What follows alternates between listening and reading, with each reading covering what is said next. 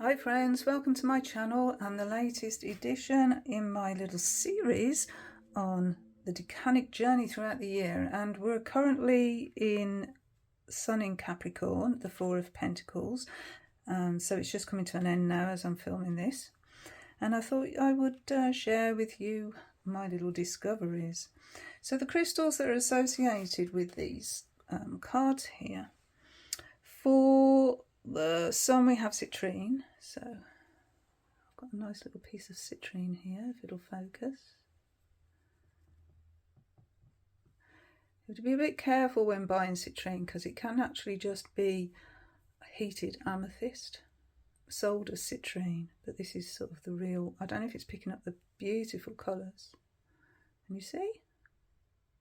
Isn't that gorgeous? So that's my little piece of citrine there. So that's for the Sun card.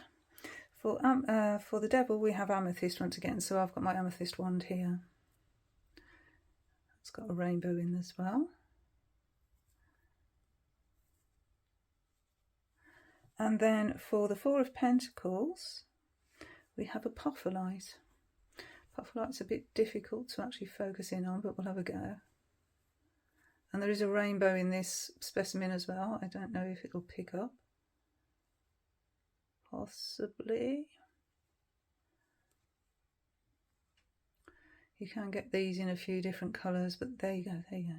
I think I got it there. But yeah, this is a clear one. So I mean, it could be mistaken for clear quartz or a few other crystals, but it is actually apophyllite. So yes, we're talking about the Devil, the Sun, and the Four of Pentacles, and I do hope the sun continues to shine for me while I'm trying to do this video, because as we know, light's a little bit of a problem at this time of the year, or lack of light. So we'll carry on and see how we get on. So the Four of Pentacles. So what's the Four of Pentacles all about? Well, as you can see, it's rigidity, rigid structures and stubbornness. This guy looks very stubborn, and also strong boundaries. The strong boundaries are really shown in both of these cards. You can see there's a protective element, which speaks sort of to fear for me anyway, because I think about poverty mentality when I sort of look at these cards. You know, you can have all the money in the world, but if you've got poverty mentality and you live in fear of having no money, then how will you enjoy it? You know, you'll be too scared to actually spend that money out. And at the moment, I mean, it is a little bit of an issue, isn't it? What with all the heating bills and everything, you know, the cost of living, all of that, it's still a factor at the moment. So we are trying to hold on to our resources a little bit and not put the heating on unless we really have to, because we're well aware those bills are coming in and we need to hold on to the resources. So, you know, there's a fear aspect there, isn't there, even in that. Okay, so 4 is a very stable number. I mean, it reminds us of the Emperor, and this sort of reminds me of the Emperor as well, you know, sat on his throne here, but this is a throne that he's made for himself. It's not come by this throne like the Emperor. This is a self-made man, but he's isolated himself with that money. He's isolated himself from friends and family there. He's well outside the city walls, and I mean, there's an idea here that he's actually made his money in the city. He's now holding on to it and moving away from the city. He sort of took what he needed and come away. I mean, here in, you know, in the countryside or the seaside, a lot of our youngsters, they can't make a living here. There's no industry, there's no way of making money apart from tourism, and of course that's a summer industry. So in the winter time, it's a bit of a problem. So a lot of our youngsters, they go to the big city to find their fortune. So yeah, that's sort of like reminded me of that as well. So the sun is, you know, it illuminates things, doesn't it? It shines a light on things. And in this instance, it's shining a light, the power of the sun, on Capricorn, the Devil, and Saturn. And this is about acquiring money and power and influence. It's highlighting that aspect of it. And sometimes in the devil cards, in older cards, there's a face on the belly, which we don't actually see in these cards. But sometimes there is, and that is talking about a constant appetite for money. You know, want more, more, more. It's just never enough. Too much is never enough. And like on this card, we've got the goat, and the goat can climb mountains, can't it? You know, it can rise, it can ascend. I'm sorry about the shadow here. I've had to put the main light on, so there will be a shadow, I'm afraid, until the sun comes back out, hopefully. So yeah, it's a mountain goat, isn't it? Climbs mountains, so it's all about ascending. And of course, this is all about ascending here as well. And the fact that our devil here has got a reversed or an upside down pentagram also speaks to the idea that material obsessions have overtaken our spiritual aspects. Oh, the sun's coming back out. Yeah, material over spirit. So we're focusing more on on money, really. And I like the Robin Hood Tarot, the way that she's depicted these cards in her deck, in the Robin Hood Tarot. I'll show you my battered box. Hold on. Battered box. I've had this so many years. I'm surprised it's still in one piece. But anyway, yeah, I think this really does speak to the energy of these cards, because if you look at the Four of Pentacles here, look at that guy's face.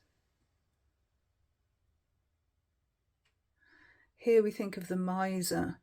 Miser, miserly, miserable. It's all part of the same thing. You know, they're happy outside of his fortress, but, you know, he's stuck in here and he's going nowhere. And he's even got a shadow, hasn't he? He's casting a shadow. And it really echoes the fortress that we see in the Thoth card. So he's inside that fortress. But on the Thoth card, even though we've aspired to build ourselves up and hold on to what we've got and make a fortress for it, there's actually nothing in there. It's devoid of love. There's one way in, one way out. And we're surrounded by water, but we're not touching it. Outwards, the flow is just kept within its own fortress. And it also looks like it's on top of a hill. That looks like it's on a pinnacle there, so it's really hard to get there. The mountain goat has actually managed to get up there, build a fortress, and he's not letting anyone in. No one's coming in. And the Devil card in the Robin Hood Tarot shows how much you can get chained to that idea of gathering resources, that it becomes a trap. You know, this is the fortress they're in. They can't seem to get out of. They can't break loose. And yet freedom is just within sight, if they were only to let go. Because they're actually not chained. If you look closely, there is no chains on them. They're chaining themselves. So it's self-imposed imprisonment in our fortress. It's stagnation. You're not going anywhere. You know, status is more important than anything to this. And you could think about a self-made man, where status is really the most important thing. He's guarding his head, so all he thinks about here is the money, is the resources, material wealth. He's guarding his heart, and he's standing on the pentacles. You know, he's not going to let them go anywhere. No one's getting these pentacles. I'm stood on them. I mean, pentacles can also talk about health. So there is that sort of aspect of it, protecting your health, protecting your heart, and the way you think about your health as well, keeping your feet firmly on the ground. So that's another way of looking at it, really. But this structure here, it sort of reminds me of institutions as well. So banks, I mean, obviously a fortress is a bank. It can be a vault, you know.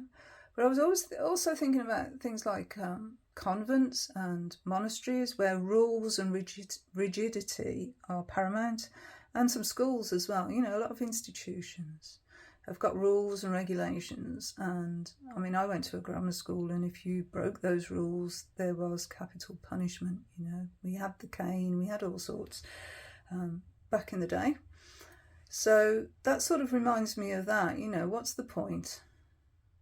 What's the point of holding on to all this rigidity? Because it just imbued fear in all of us. We were just so scared and just couldn't wait to get out. You know, we felt imprisoned. I did anyway.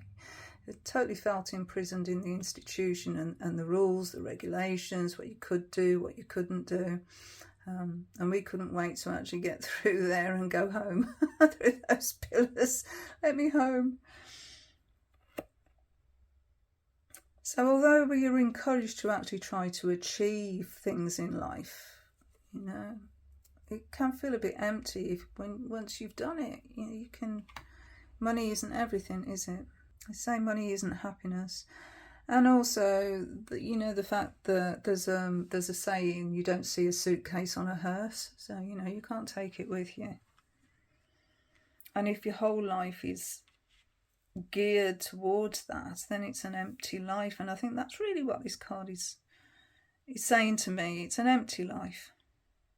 You know, you have enough for what you need and a little bit extra, but you go beyond that, and then you get to the greed personified in the Devil card. So as I said, winter in Nuki is hard financially, so there's a tendency to save for winter. And a lot of people actually then, looking at the Sun card here, a lot of people go on holiday in the winter. They go away and chase the sun, you know. A lot of people, they go over to Australia or even just the Mediterranean, sun seeking, because, you know, it's cold and wet and damp, and we even had snow the other day. So, you know, a bit of an escape when there's no work here in the winter. You know, why not go abroad? Why not just get some heat, some warmth? The Osho Zen card here shows the miserly aspect of the Four of Pentacles, and it's called the miser. So we think the miser, miserly, miserable, unhappy. So there's the negative aspect of the card. So our miser here is more aligned with the devil and holding on to his wealth and resources, or their wealth and resources, too afraid to let go, too afraid that they'll get into poverty again, and, you know, they won't be able to manage. So you've got to hold on to what you've got. Looking over your shoulder to make sure nobody's going to steal it from you. It's quite sad, isn't it? On a personal level, I am holding on to my resources because I need to change my car. And we got 4 wheels here, so this could be my new car, maybe. But yeah, I'm trying to, all the money that I've managed to save is I will spend on changing my car. So that's like a little bit of a personal insight into my association with it at the moment, where I am at the moment with it. By the by, you know, this Osho Zen card reminds me of Smaug, you know, in The Hobbit, the dragon that is sitting on his hoard of gold. It's just reminded me of that. So these limits here are obviously self-imposed. If we're holding on to our resources for a reason, then we've decided to do that ourselves. It's a self-imposed boundary. We need to feel that we can rely on ourselves, that we're stable enough to be able to get through the winter and maintain what we've managed to achieve over the summer months. It's self-accomplishment. In the Tree of Life, it's Hesed, which is aligned to Jupiter, so the card of fortune. And fortune can go either way, can't it? We can gain or we can lose, as we know on that Wheel of Fortune. So that's another reason where the fear can come in, the fact that we could actually fall. Of course, Capricorn is all about dependability and reliability. It's a cardinal earth. It's very slow. It's slow to start, But it is all about material gain here, strong foundations that we can build on and maintain that stability. Enjoy the fruits of our labour. Be cautious, keep things, you know, as they are, keep a grip on things. Don't just spend willy-nilly, which, you know, when all these beautiful tarot decks come out, it's a tendency, isn't it? It is for me anyway. Should we talk about the crystals? Let's talk about the crystals. Okay, so we've got amethyst for the devil, and of course I've spoken about that in the past 2 videos, I think, on this series, because it's aligned with addictions. But let's see if there's anything else we can see in alignment with this 4 of Pentacles. So I'll go again to Crystal Power, Crystal Healing, Michael Gienger, and see what he has to say, if there's anything here that can... So a little bit here that might shed some light on here. It says, it encourages the overcoming of blocks, uncontrolled mechanisms and addictive behaviours. So that is, yeah, it aligns very well to the devil with the addictive behaviours. But overcoming blocks is more in line with the 4 of Pentacles. So the blocks of being afraid, being fearful of losing what we have. For the Sun, we have citrine. So citrine is, oh, it's beautiful, beautiful energy, and gives us the courage to enjoy life. And I think we need the courage to enjoy life if we're in a 4 of Pentacles, isn't it? I mean, we can find joy in life in nature. We can go out into nature and find our joy, and that won't cost anything, will it? Just time. So if we, you know, and don't concentrate too much on going to work and trying to get the finances in order, and maybe we can find a little bit of time to go out in nature, which is a good idea this time of year, because stuck indoors, you know, stuck enclosed indoors in no fresh air isn't good for our health. And so that could be another aspect of the card, actually looking at our health. Here, you know, the head is so in his head, all he thinks about here is the money. So maybe if we can clear our head by going out into nature, that would be a good thing. And then let's have a look at the 4 of Pentacles itself, which is, as I said, is apophyllite. Apophyllite provides saving light in times of great pressure and stress. It helps us get rid of blocks and negative thought patterns, and above all, helps to get rid of the thought habit of wanting things. Doesn't that really go in alignment with the energy of the card? And that was, as I said, from Gienger. Crystal Power, Crystal Healing. In Kerry Ward and Claire Gregory's Crystal Magic Tarot, which is where I've got the associations for the cards from. The 4 of Coins, sorry. They talk about apophyllite. It comes in many colours, by the by, green, yellow and clear. It can help you to see your own behaviour patterns clearly and release negative thoughts, rebalance self-perception and address problems caused by your own mind. After all, this self-realisation, apophyllite is also a wonderful energy filter, clearing that stagnant energy and filtering it back into positive, fresh vibes, making you feel reborn and renewed. Apophyllite is also a great stress-relieving stone and can help you overcome the fear, worry or anxiety that causes feelings of stuckness. And the card images. So this is the one for the Sun. The Devil, which we've seen before. And the 4 of Coins. Okay, so to finish with, I just wanted to share from the Pholarcos Tarot by Carmen Sorrenti. If you've seen this, it's a very dream deck. It's to do with dreams, really, and beautiful, beautiful deck. But this is the 4 of Spirals, which is the card, which is the 4 of Pentacles in our deck. And here we've got the god Apollo, if you can see him here, shining his light into this lady's heart and illuminating what's there. And the guidebook for each card has a little, I'll just read it actually, rather than try and explain it. Okay, so I'll hold the card up while I read it. There you go. Cassandra, which I presume this is Cassandra, refuses Apollo's deal, leaves a debt like Persimmon overloading a ripe tree that none can touch now. They fall to the ground, and no creature bites into their invitation. Your palm stays empty and begins to itch. Your throat shrinks.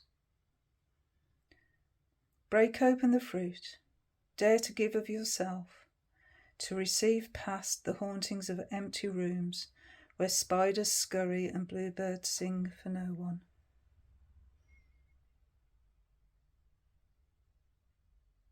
Beautiful. So that's my take on the Four of Pentacles, Four of Coins. I hope you enjoyed it. I'll put a link below to the rest of the videos that I've done so far in this series if you're interested. And I hope you've enjoyed this. This is obviously my little exploration and take on the card. I wish you much success with yours, because there are so many decks out there that you could actually compare, contrast, and see how different artists have actually depicted this image. It's fascinating, isn't it? I think so anyway. But anyway, until the next video, I hope you enjoyed this one, and I'll hopefully see you next time. So bye.